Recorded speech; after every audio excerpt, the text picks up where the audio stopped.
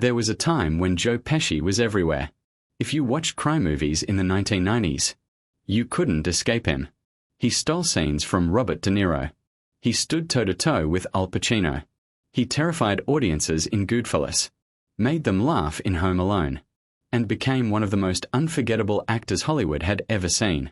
His performances were explosive, unpredictable, sometimes hilarious, sometimes terrifying, and often both at the same time. Joe Pesci wasn't just another movie star. He was the kind of actor who could completely change a film the moment he appeared on screen. Then, at the height of his career, he did something that almost nobody expected. He disappeared. No major interviews. Very few movie roles. No desperate attempts to stay famous. One of Hollywood's greatest actors simply walked away. For years, fans asked the same question. Why would someone at the top of Hollywood give it all up? Was he forced out? Did he grow tired of acting? Or was there another reason hidden behind the silence? The truth isn't about scandal or failure. It's about a man who discovered that fame wasn't worth sacrificing the life he truly wanted.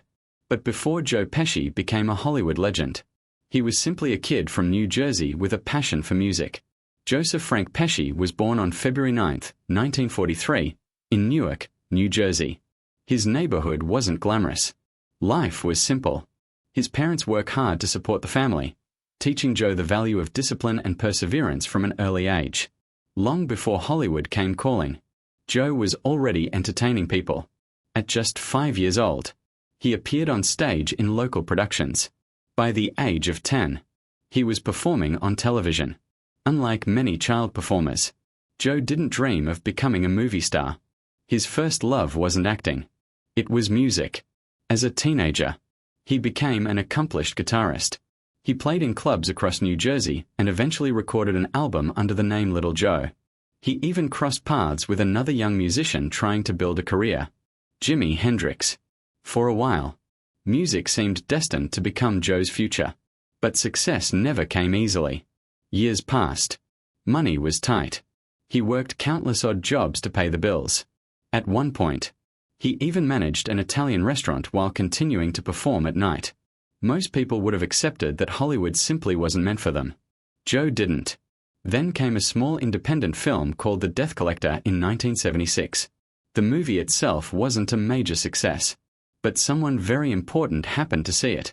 Robert De Niro. De Niro was so impressed by Joe's raw, authentic performance that he immediately recommended him to legendary director Martin Scorsese. That single recommendation changed everything. In 1980, Joe Pesci starred alongside Robert De Niro in Raging Bull. The film became an instant classic. Joe's performance earned him an Academy Award nomination for Best Supporting Actor. Almost overnight, the struggling musician from New Jersey had become one of Hollywood's most exciting new actors. More incredible roles followed. Once Upon a Time in America, Lethal Weapon, My Cousin Vinny, Casino, and perhaps the film that defined his career, Goodfellas.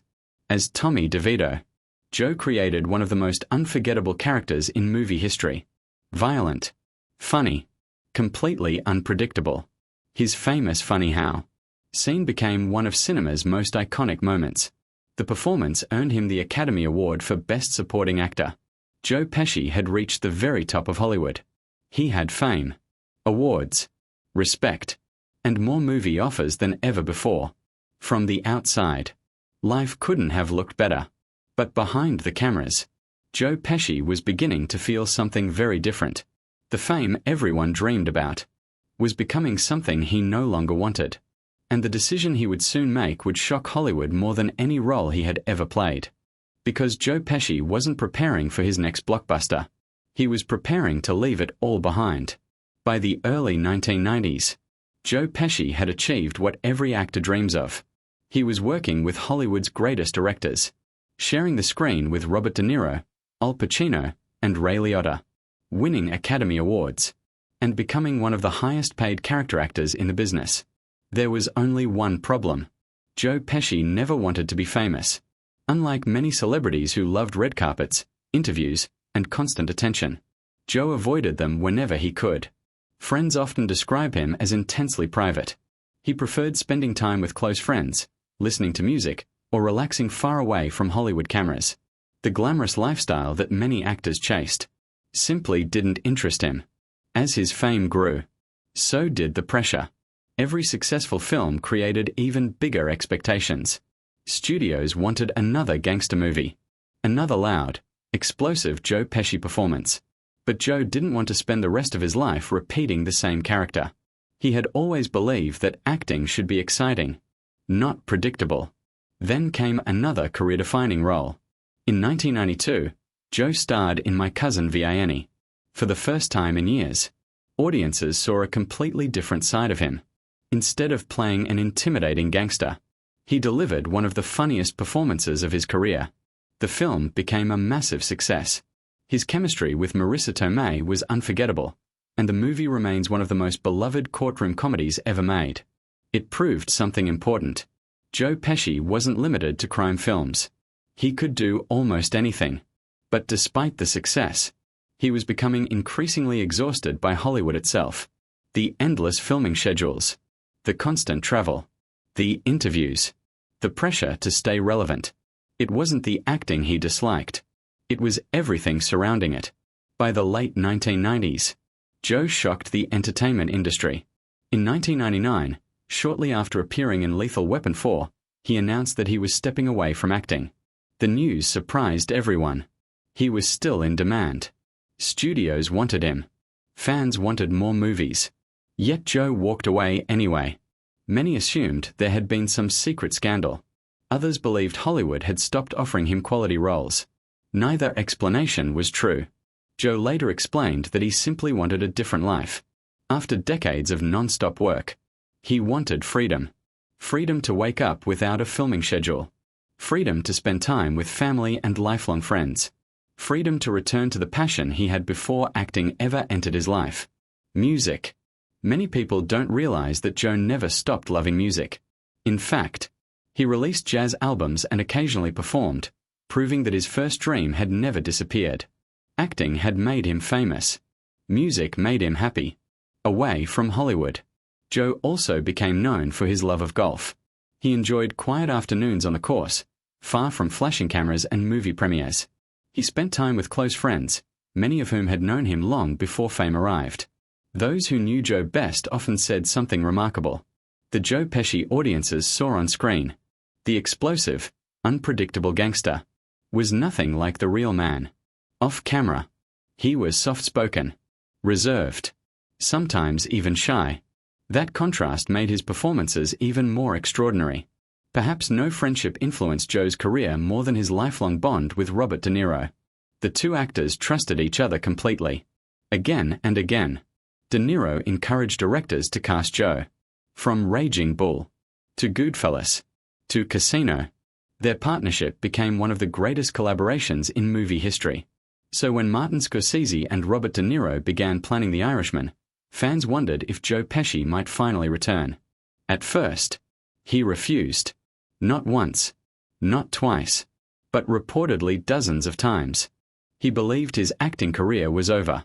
He had no desire to return. Only after repeated conversations with De Niro and Scorsese did Joe finally agree. When The Irishman premiered in 2019, audiences were reminded of something they had almost forgotten. Joe Pesci didn't need loud outbursts or violent scenes to command attention. Playing Russell Bufalino, he delivered one of the quietest performances of his career. Ironically, that restraint made him even more powerful. Critics praised his performance. He received another Academy Award nomination.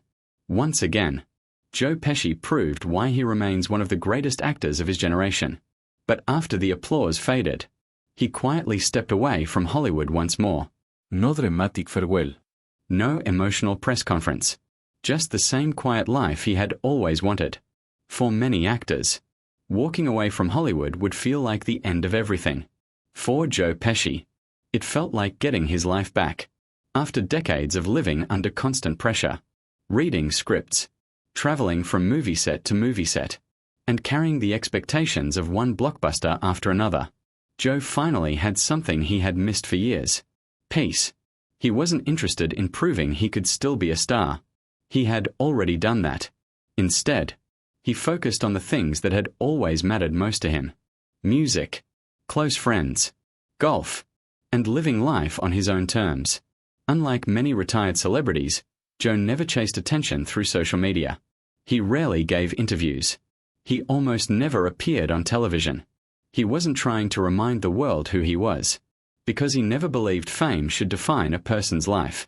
That attitude made him different from many Hollywood legends. Even after stepping away from acting, Joe remained one of the most respected figures in the film industry. Directors continued hoping he would return. Fans continued watching his classic films. And every few years, rumors would begin circulating that Joe Pesci was preparing another comeback. Most of the time, the rumors weren't true. Then, in 2019, something extraordinary happened. Martin Scorsese called. Robert De Niro called. Al Pacino was already involved. The project was The Irishman. At first, Joe wasn't interested. According to Martin Scorsese, Joe reportedly turned down the role again and again because he genuinely believed his acting career was over. He had no desire to return simply for another paycheck. Only after months of conversations with his longtime friends did he finally agree. When the film premiered, audiences expected the loud, explosive Joe Pesci they remembered from Goodfellas and Casino. Instead, they saw something completely different. Russell Bufalino was calm, soft-spoken, patient. Every quiet glance felt more intimidating than shouting ever could. Critics called it one of the greatest performances of his career. Once again, Joe received an Academy Award nomination. And once again, Hollywood welcomed him back with open arms. Many believed this would mark the beginning of a major comeback. But Joe surprised everyone. After The Irishman, he quietly disappeared again. No announcement. No retirement speech. Just silence. The same silence that had become his signature. For Joe Pesci, acting had never been about staying famous. It had always been about working with people he respected. If the right project came along, he would consider it. If not, he was perfectly happy living away from the spotlight. Today, at 82 years old, Joe Pesci remains one of the most admired actors of his generation. His influence can be seen in countless performers who followed him. Actors still study his unforgettable performances in Raging Bull, Goodfellas, Casino, My Cousin Vinny, Home Alone, and The Irishman. Each role demonstrated something unique. He could make audiences laugh uncontrollably, then frighten them moments later. Very few actors possess that range. Perhaps that's why his work continues to feel timeless. Younger generations who weren't even born when Goodfellas was released still discover his performances through streaming services. His famous funny how scene has become one of the most quoted moments in movie history. My Cousin Vinny remains one of the greatest courtroom comedies ever made. And every holiday season, families around the world still laugh at Harry's unforgettable battles with Kevin in Home Alone. That kind of legacy can't be manufactured. It has to be earned. Looking back, Joe Pesci's story teaches us something that Hollywood rarely does. Success isn't just about reaching the top. It's about knowing when enough is enough. Most celebrities spend their entire careers trying to stay relevant. Joe Pesci did something much harder. He walked away while the world still wanted more. He chose privacy over publicity, happiness over headlines, freedom over fame. And perhaps, that decision tells us more about Joe Pesci than any movie ever could. Because behind every unforgettable gangster, behind every unforgettable comedy, was a man who never wanted to be larger than life. He simply wanted to live it. And maybe, that's the real reason Joe Pesci gave up Hollywood. Not because he stopped loving movies, but because he finally discovered something he loved even more: a quiet life, on his own terms. If you enjoyed this documentary, don't forget to like, subscribe, and let us know in the comments. Which Joe Pesci performance is your all-time favorite: Goodfellas, Casino, My Cousin Vinny, Home Alone, or The Irishman? Thank you for watching, and we'll see you in the next story.